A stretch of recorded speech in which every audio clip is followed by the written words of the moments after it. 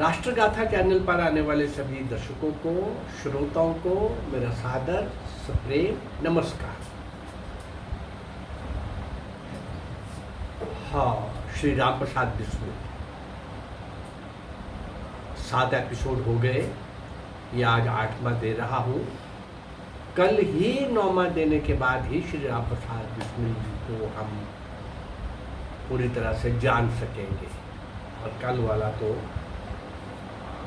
वो फांसी का दृश्य और वो सारा कुछ रहेगा, रोचक रहेगा, अलग तरह का रहेगा, लेकिन सारा रोचक था। उनका जीवन ही किसी भी पीढ़ी के लिए, किसी भी समय के लोगों के लिए प्रेरणादायक, उत्साहवर्धक रहेगा ही। राम प्रसाद बिस्मिल का जब हम कल देख रहे थे तो मैंने 25 लोगों को क्या क्या सजाएं मिली। 26 में श्री चंद्रशेखर आज़ाद थे, पर वो कभी पकड़े ही नहीं गए। किस बंदे को फांसी मिली, किसको 10 साल की, किसी को 7 साल की, क्या क्या सजाएं मिली। और जब वो बाहर निकले तो कैसे लोगों ने उनका स्वागत किया, कैसे उनको मिठाइयों से, फूलों से, और ये सब दृश्य था, पूरी मस्ती थी। लेकिन फैसला दे दिए जाने के पश्चात उसी दिन क्रांतिकारियों को पृथक पृथक कोठरियों में रखा जाने लगा। परंतु सभी के आग्रह से सभी क्रांतिकारियों ने कहा, यार अब हमारी एक बात तो आकर में मान लो कि आज के दिन हम एक साथ रहना चाहते हैं। तो उन्हें उस दिन एक साथ रखा गया, वो अनुमति मिल गई।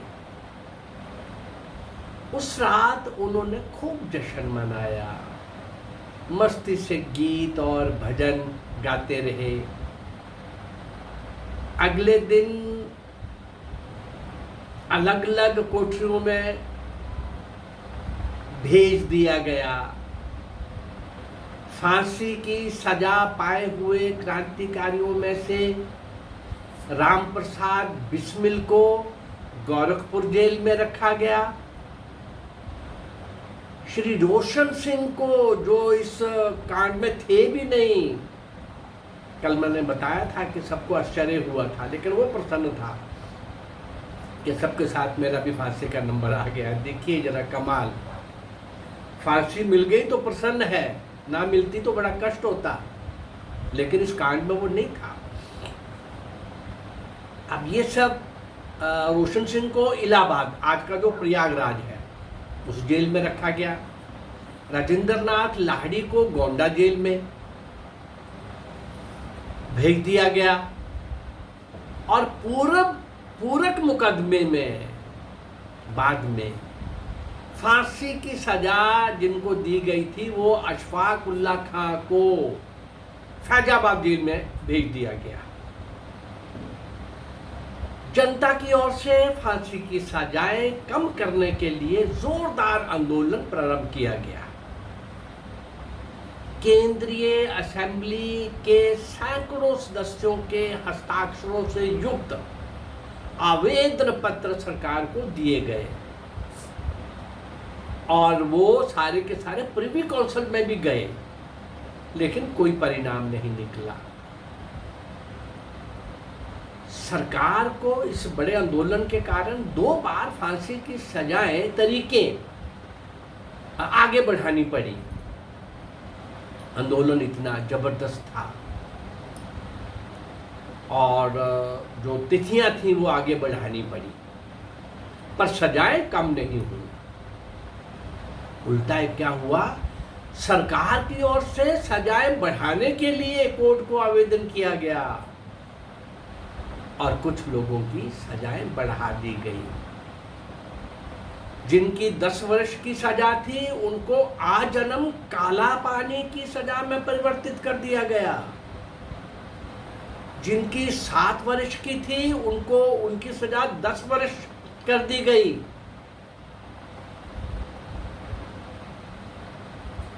ये सारे का सारा उल्टा पड़ा।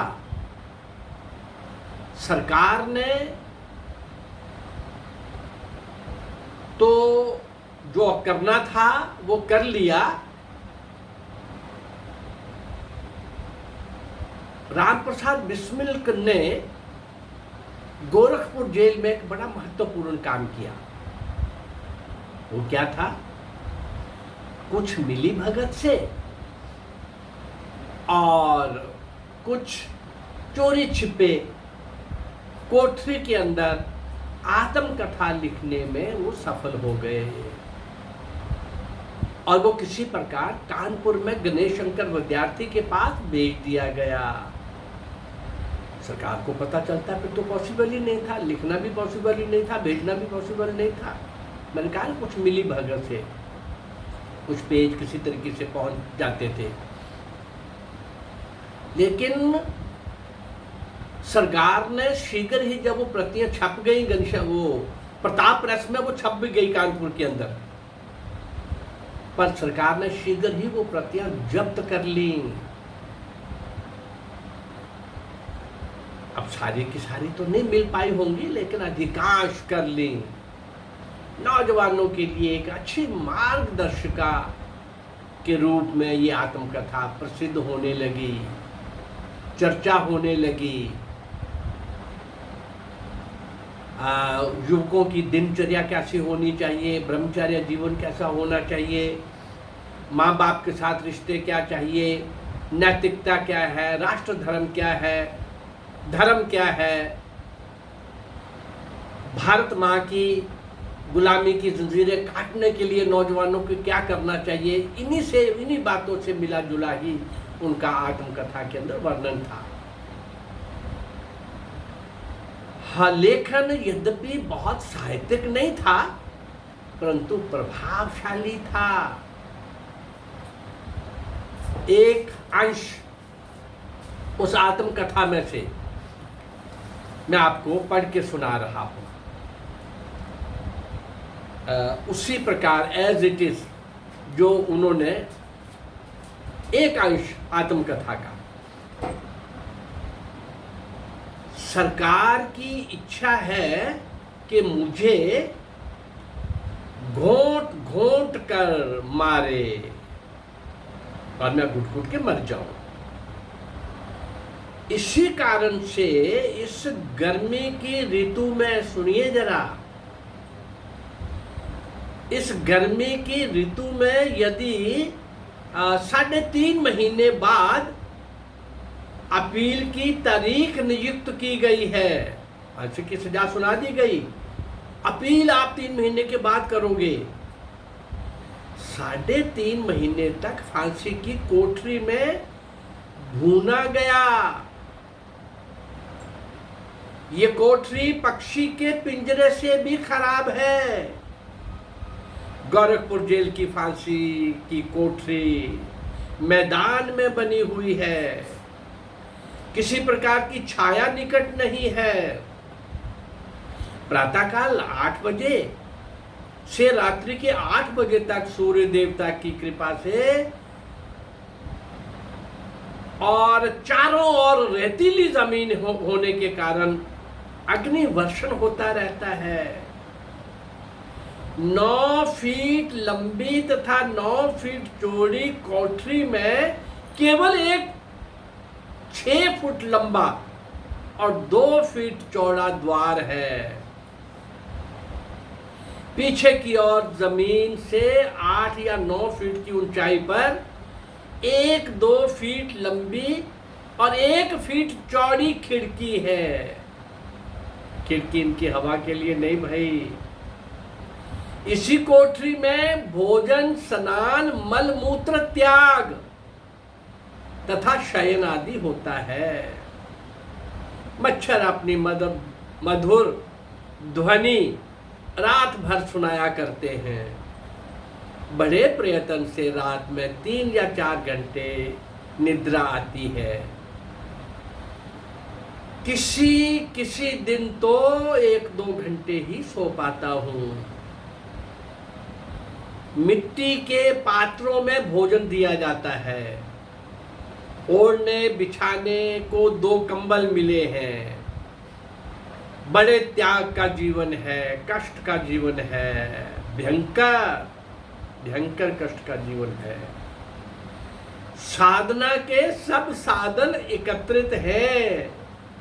देखिए जरा इस सारे के बीच में भी प्रत्येक क्षण शिक्षा दे रहा है, अंतिम समय के लिए तैयार हो जाओ और परमात्मा का भजन करो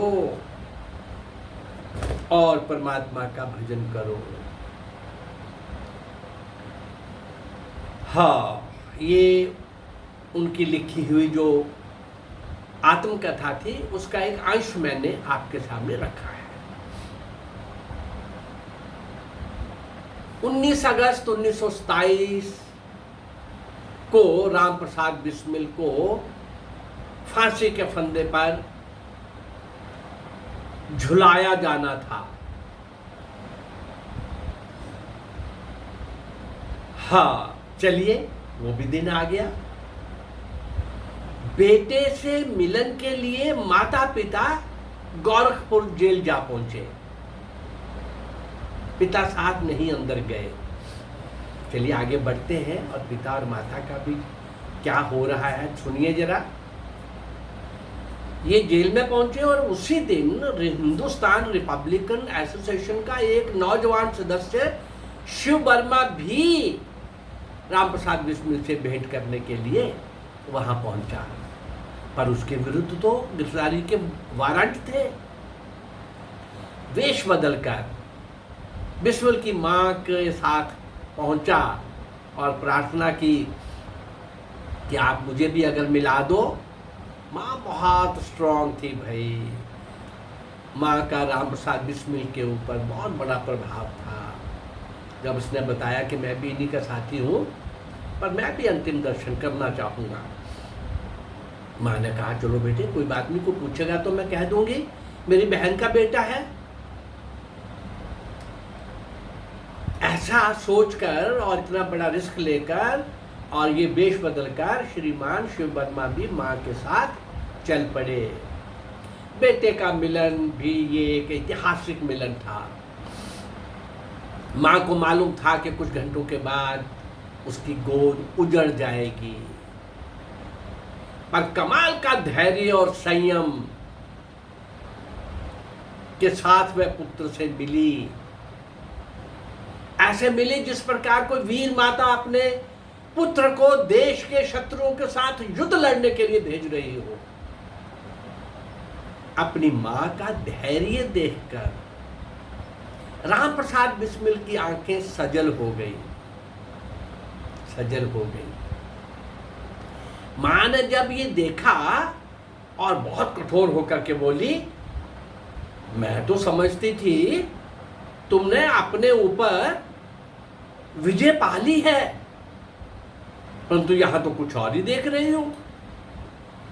जीवन पर्यंत देश के लिए आंसू बहाकर अब तू इस समय मेरे लिए आंसू बहा रहा है। ये मेरे लिए रोने का समय है। बेटे, ये मैं क्या देख रही हूं? मां के इन शब्दों को सुनकर राम प्रसाद बिस्मिल ने भी अपनी सफाई में कुछ बोला। वो क्या बोला, संक्षेप में मैं बता देता हूं। उसने देखा कि मेरी मां मुझे गलत समझ रही है, तो बोला कि मैं, ऐसा नहीं है कि भाई मैं फांसी को सुनकर या अंतिम समय सुनकर इसलिए रो पड़ा हूं, पर मां, जैसे आग के पास घी पिघलने लगता है ना, उसी प्रकार तुम्हें देखकर स्वभावतः ही मेरी आंखें सजल हो गई। मैं अपनी मृत्यु से बहुत संतुष्ट हूं। एक ही मांग कर रहा हूं, ईश्वर से प्रार्थना कर रहा हूं, प्रभु से, कि जन्म जन्मांतर तक प्रत्येक जन्म में मेरी मां यही हो जिसने मुझे बनाया है। बिस्मिल के आगे करते हुए वो जो साथ में गए थे शिव वर्मा, इनसे भी बात कर लो। वेश बदला हुआ था, लेकिन राम प्रसाद बिस्मिल ने राम प्रसाद बिस्मिल ने उसको भी पहचान लिया, शिव वर्मा को, और कहा, उसने बोला कोई निर्देश हमारे लिए, आप तो जा रहे हो। कहा कि हम पार्टी को त्याग, तपस्या और समझदारी से चलाना है, बस आप लोग हो, आप कर लेंगे ये सब। इसी समय बिस्मिल के, राम प्रसाद बिस्मिल के पिता भी वहां आ पहुंचे। वो सोच रहे होंगे मां धाड़ मार के रो रही होगी, लेकिन वो देखा जब आके तो आश्चर्य हुआ कि बड़े धैर्य के साथ वो भी मौजूद है और आराम से बाप बेटे की बातें हो रही हैं। नारी धैर्य का एक दुर्लभ परिचय वहां दिख रहा था। बिस्मिल के पिता मुरलीधर स्वयं अपने आप को नहीं संभाल सके और रो पड़े, और रोते देखकर राम प्रसाद बिस्मिल ने उन्हें समझाया, पिताजी, एक वीर पुत्र के पिता होकर ये शोभा नहीं देता। आपको आपके सामने माता का धैर्य देखिए, इनसे सबक लीजिए कुछ। इतनी देर में भेंट का समय समाप्त हो गया है। ये पुलिस वाले आके खड़े हो गए।